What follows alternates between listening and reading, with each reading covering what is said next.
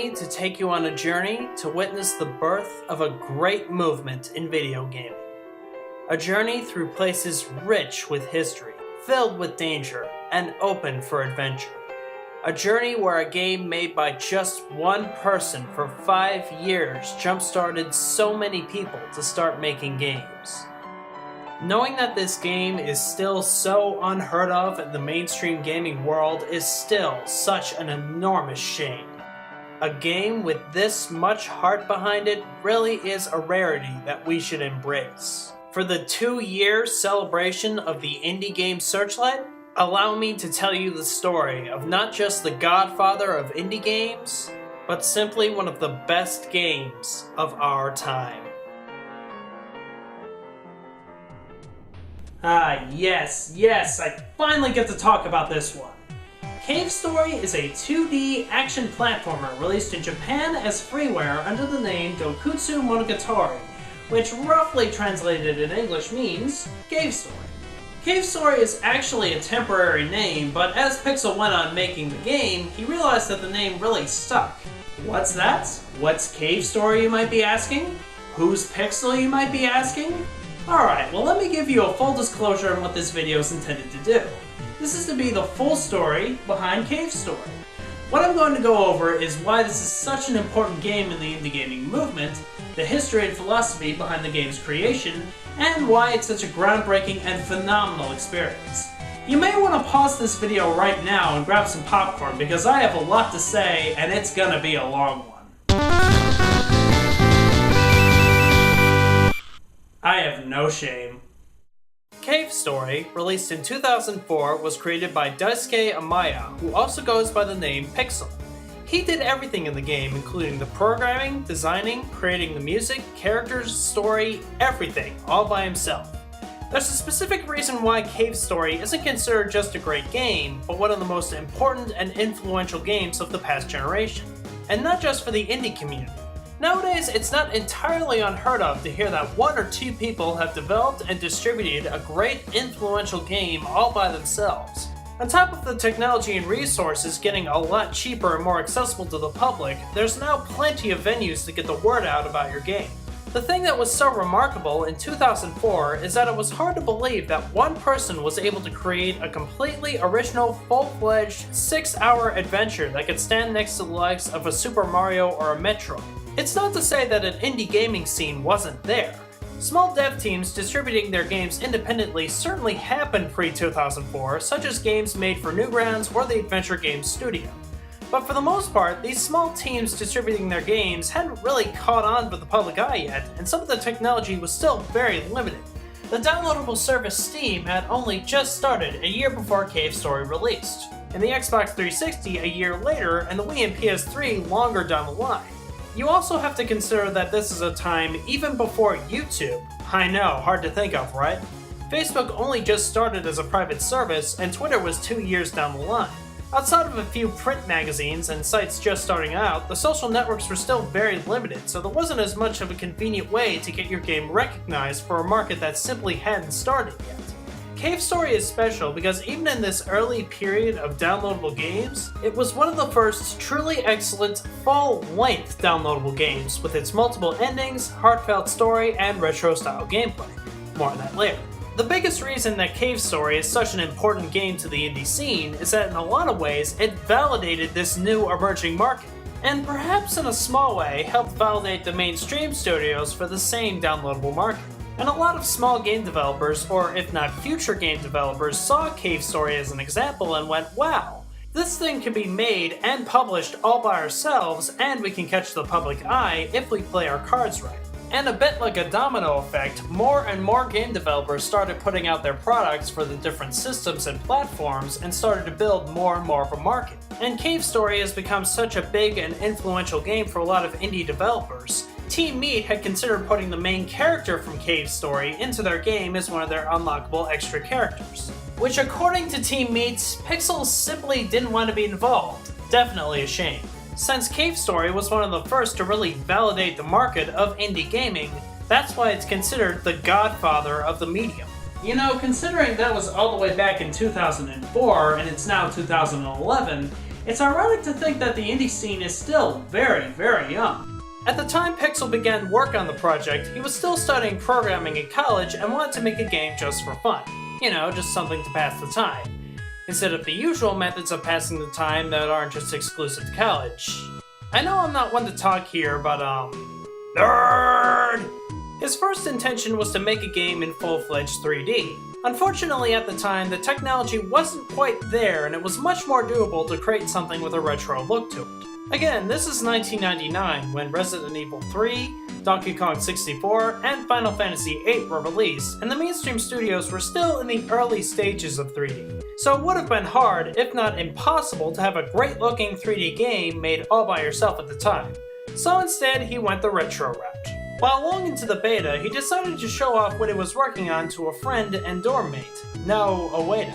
I really hope my Japanese teacher isn't here to see me pronounce these names. No gave some pretty harsh criticism at the original beta, telling him that it wasn't fun and going into detail as to what did and didn't work. Pixel then rethought his original designs to better improve upon them. It's a game that took roughly 5 years to complete, and during this time, he went into a few odd jobs and also raised a family. So I guess he did do a bit of partying in college, and now I feel even more like a nerd. He had other responsibilities in life, leaving Cave Story to only work on at late nights and when he had the free time, which is part of the reason for the long development time. Pixel has stated in a very elaborate interview from Gamasutra saying, quote, "The total years spent in creating the game was 5 years, out of which 2 years was just me creating it, but I scrapped what I had originally created. The rest was spent trying to get the audience to like what I had created. That's why the games I make are something that I want people to enjoy rather than my creating just to create." This unreleased beta had the player use ammo more sparingly until you could unlock unlimited ammunition. It wasn't until Pixel and Now realized that having unlimited ammo was a lot more fun and a lot less restricted. When he released the game in 2004, Pixel wasn't quite sure what to expect from the project or what kind of reception he would receive for it. But slowly it started to gain popularity through word of mouth and fan support. Again, more on that later. Ha, I'm smashing his head against the block. That's original. So Cave Story stars this little guy up here named Quote. He's a robot who wakes up in this cave with no memory whatsoever. So this little guy wakes up in a cave and drops into Mimiga Village, a small town populated by Japan's secret and sinister plan to weaponize cuteness. The Mimigas are a combination of bunnies and puppies. Bunnies and puppies. And holy god, these guys are incredibly cute and likable. Each of the Mimigas have their own little quirks to them, like the Mr. Smithers of the group, or the leader Sue, or King. A Mimiga with a scar and a sword, who's the tough guy of the game, but I would still totally buy a stuffed animal for a nephew or daughter of this character, cause it's so cute! After you drop into the Mimiga village, not so subtly by the way, you discover the plot that the villagers are being enslaved by an evil doctor, who's just called the Doctor, and the Mimigas are trying to form an alliance to try and fight against him, and not doing very well at that, I might add. So, our buddy Quote teams up with the Mimigas and other quirky characters in the cave to stop the slavery, learn more about himself and the history that the cave holds, and show this prehistoric doctor how they do things downtown. The game is a combination of exploration and action. It's a standard platformer where you have to jump around the world and fight enemies with a variety of different weapons, like a pistol, missile launcher, swords, and a few hidden weapons like the machine gun and bubble launcher gun? Bubbles? Well, alright, let's bubble our way out of here! When Pixel decided to make a 2D game, he mentions that his intentions were to create a retro-style game that lives up and gives nods to games from the NES, or in his case the Famicom, while still standing up to a lot of those classic games. Cave Story works as a kind of mixtape of all those classics, such as using the weapons and shooting style of Blaster Master and finding hidden health and missile stock upgrades like in Metroid.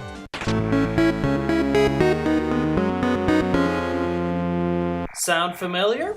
These different weapons range in usefulness and can be helpful in certain situations, like the sword being able to spread across a swarm of enemies, and the missile having a little bit more of a punch to it, and the fireball gun is really good against ground-based enemies for some tricky situations to get through later in the game. Your arsenal of weapons has different uses later in the game. But one design choice with these weapons that sets Cave's story apart and makes it a very compelling experience is its upgrading system.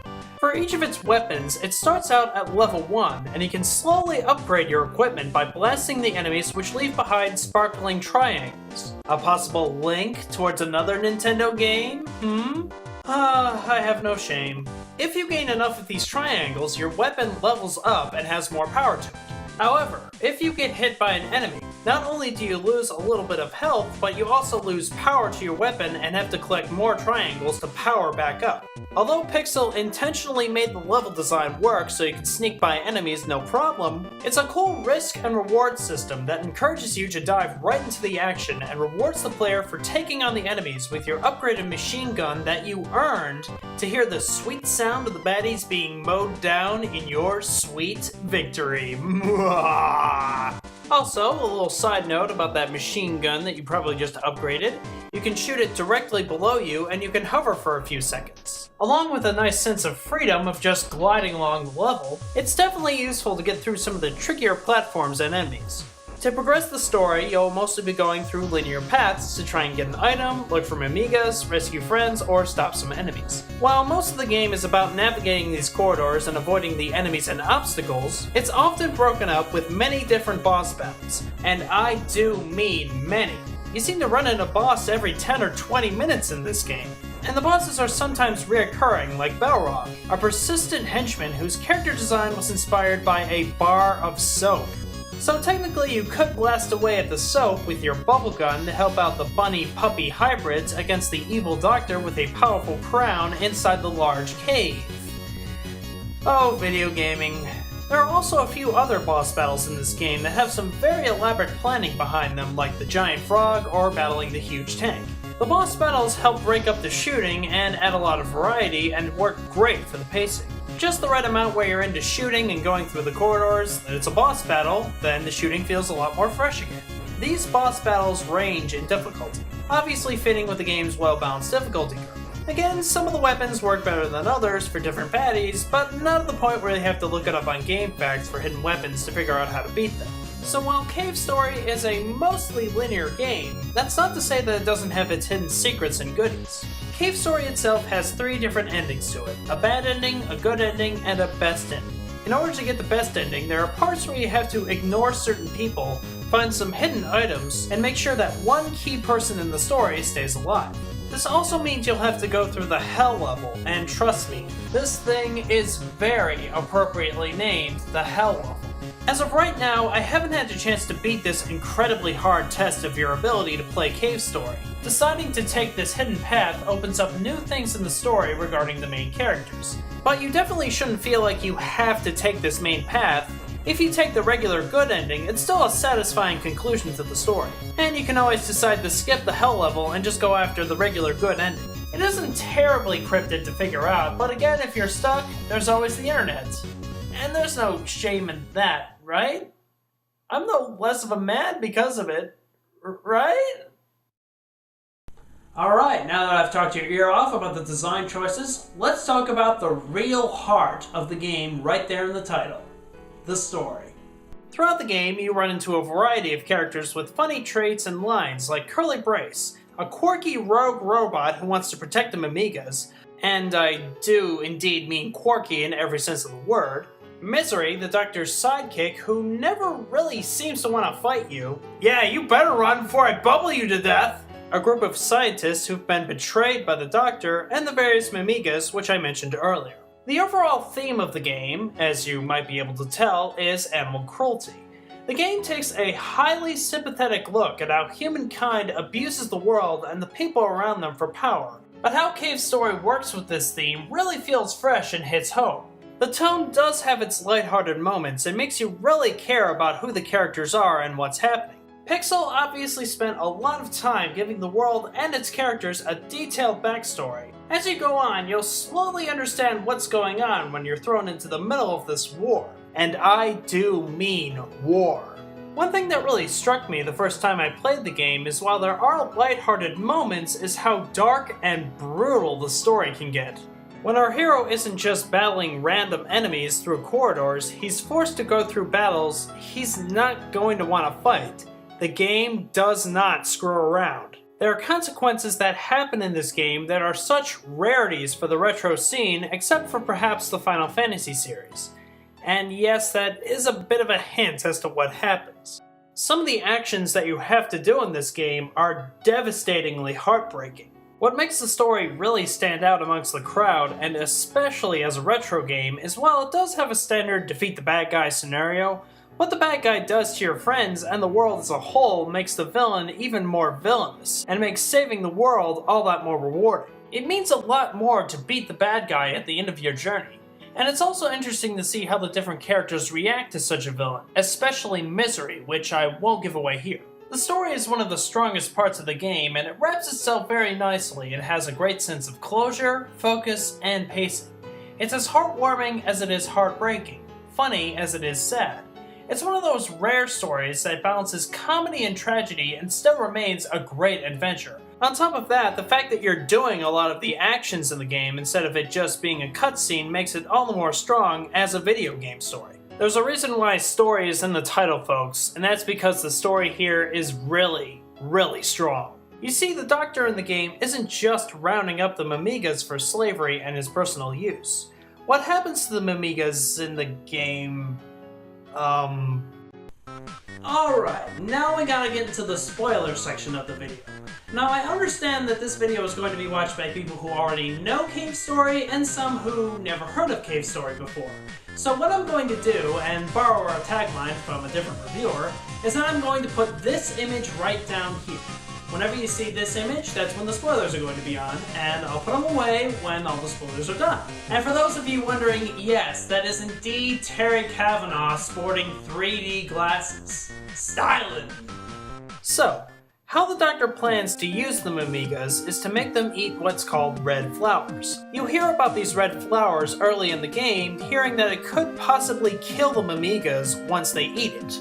But what actually happens to the Mimigas when they do eat it is a lot worse. The red flowers turn them into giant, crazed monsters with red eyes and no more brain. It's kind of like they turn into mad dogs with only one thing on their mind: to kill anything in their path. One of the Mimigas who's captured early on in the game later reappears when the Doctor and Misery force this one Mimiga to eat one of the red flowers. And now it's just you or her. One person's walking away from this alive, and if you don't kill this Mimiga, then you can't go on with your journey and help out the rest of the cave. And when you defeat them, they don't come back. You just killed the bunny-puppy hybrid. What makes the scene even more heartbreaking is that after you eventually do defeat her, we get to see Tokoro untransform and go back to normal for one short moment, then they're gone. And the game doesn't pander or really draw attention to this moment. They're just dead, and it leaves the player to realize that, well, the stakes in this game are quite real and your actions have some very serious consequences. To me, this was the moment in Cave Story that made it rise from a great platformer to a grand platformer. The stakes and consequences that the player can make on this world are even more apparent when you get the bad ending. Here you have a chance to escape the island and fly away with nothing resolved. But a great thing about the ending is that after you do go through the bad ending, you could go back to the last checkpoint and go through the ending again, but this time you could go up the wall that's right next to where you can exit. I mean, the situation is a perfect metaphor. He has the chance to dart away at any possible moment, and towering above him is a much harder task to save the world. He's literally climbing up from his escape. It's moments like these that make Cave Story stand right up there with any Final Fantasy or Silent Hill story any day. And that's it for the spoilers! Everyone back. So while this game accomplishes a lot of great things, it also does have one small flaw. The game relies on its use of save points. One thing that happened once or twice is that I go up to a save point and save, then go through a pretty tough corridor and get my butt handed to me. Then I have to go all the way back to the save point and do the level over again. You can only continue from these save points if you die, and at times it felt like an artificial way to lengthen gameplay. Now true, this is a common thing amongst retro games like the Mega Man franchise, but sometimes during these save points, especially one section in the Egg Corridor, it comes too few and far between and can definitely be frustrating sometimes. So when you're playing, make sure you go to these save points often in this game, unless you want to go through the entire game over and over again like a bonus mode in I Want to Be the Guy. This going back to the save point design choice isn't a deal breaker in the game, but it's the only thing holding it back.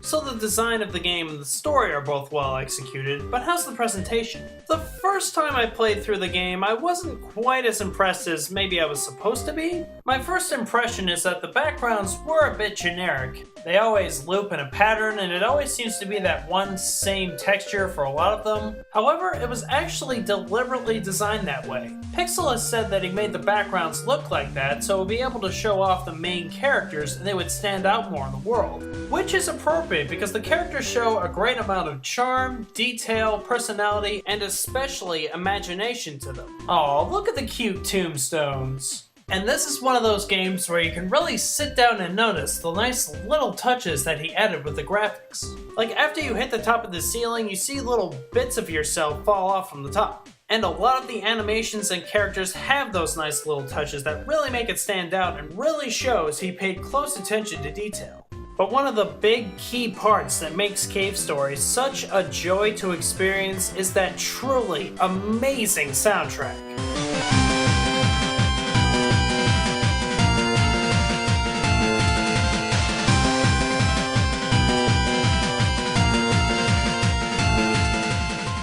Also keen on the retro experience, each song carries strong melodies and have a different range of tone and style. You got some nice hanging out music for inside the buildings.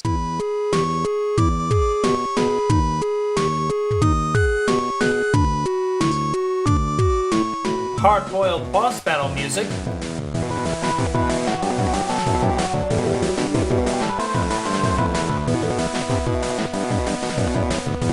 And adventurous exploration tracks.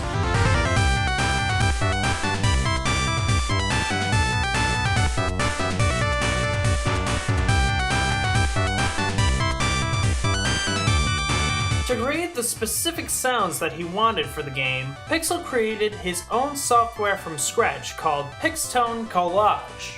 To get minorly technical and super nerdy, this software can add pre-rendered voices and sound effects to accentuate the music and create chiptune waveforms and translate them into standard do, re, mi, fa, sol, la, ti, do. And totally not being a music dork at all, I have no idea what I just said.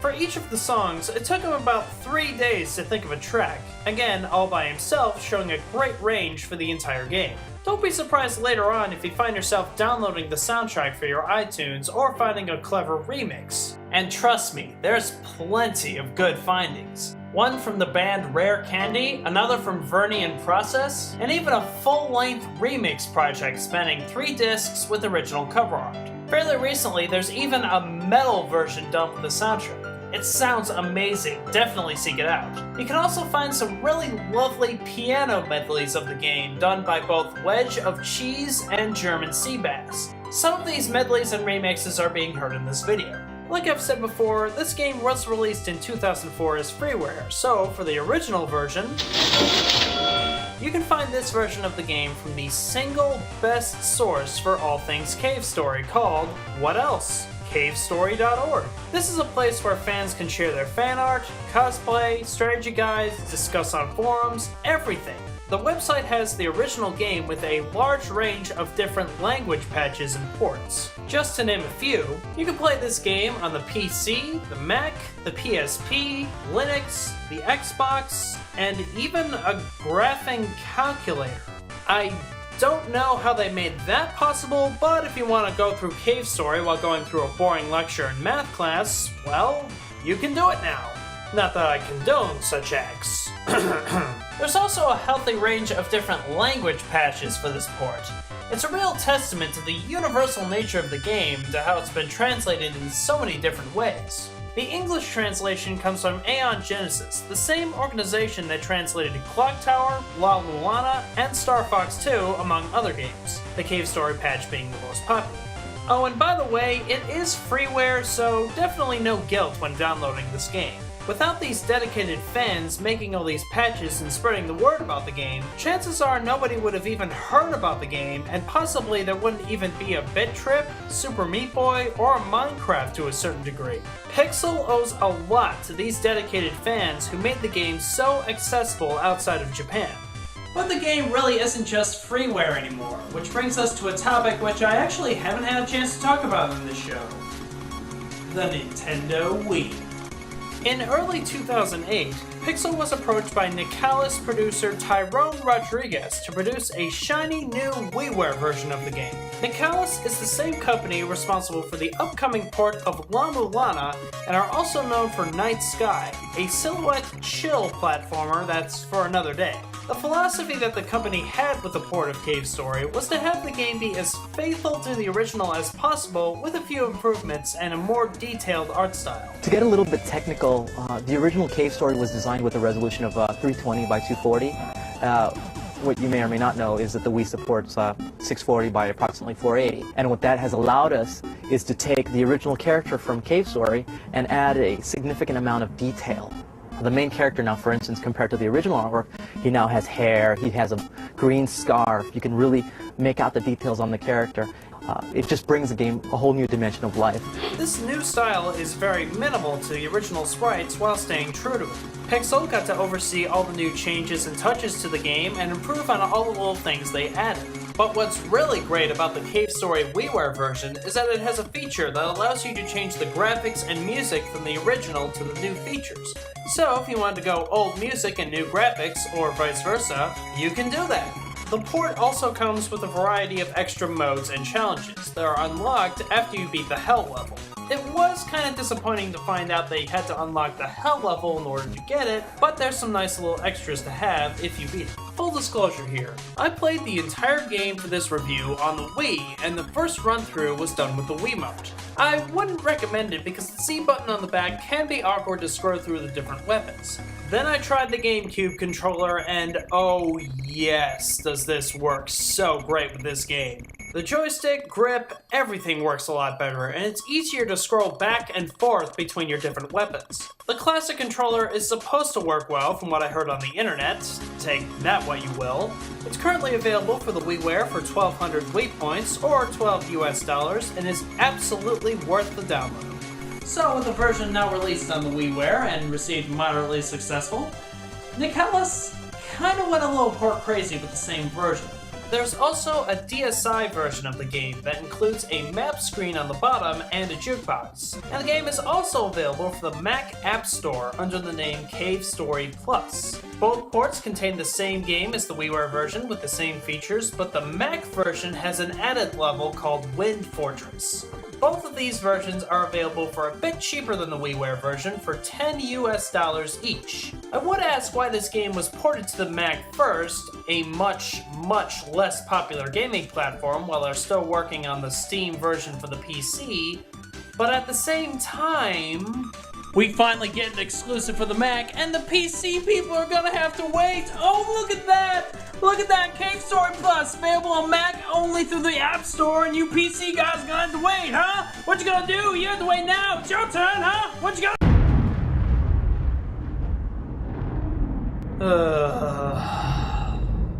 So as I was editing this video, the Steam version recently got released.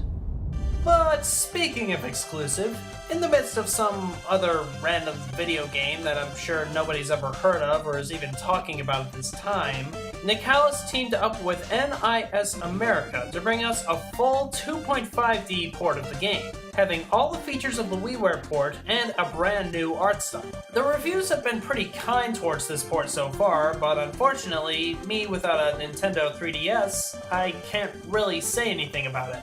But to sum this all up in a much shorter way, the freeware version is still available at cavestory.org with its many ports, but I would highly recommend either the WiiWare version or the Steam version of the game. The GameCube controller feels amazing, and when you get the new features, play modes, and challenges, you also help support Pixel, which is always a plus. The good news with the Steam version is that it's on sale right now for its grand debut on the PC.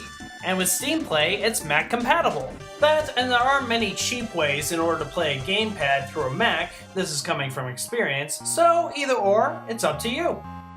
If anybody watching this video has an affection not just for indie gaming, but video gaming in general, you really owe it to yourself to sit down and play this amazing game. This game helped pave the way for some of the best experiences that we've had in recent years, where any developer from anywhere, from any background, can create a game and have it be celebrated around the world. And instead of just being an influential game, it's something with real heart to it, with real passion, with real drive. As much as this game does remind me of days of my youth and the retro days of old, it also reminds me that the days of new are still going to have moments like these. And I'm still going to have passion for this medium that I loved as a child and will love as an adult, and I hope I will keep loving throughout the years to come. This game isn't just a project or adding a number to whatever franchise that his company is going for. It's just somebody in his garage doing it out of love. You know, it's funny how things can work out sometimes. One guy just makes a game for about 5 years in his room just to pass the time, and because of that, the future of my hobby has never, ever looked bright. Thank you for now 2 years of the indie game Searchlight, and I hope you enjoyed watching. Huzzah!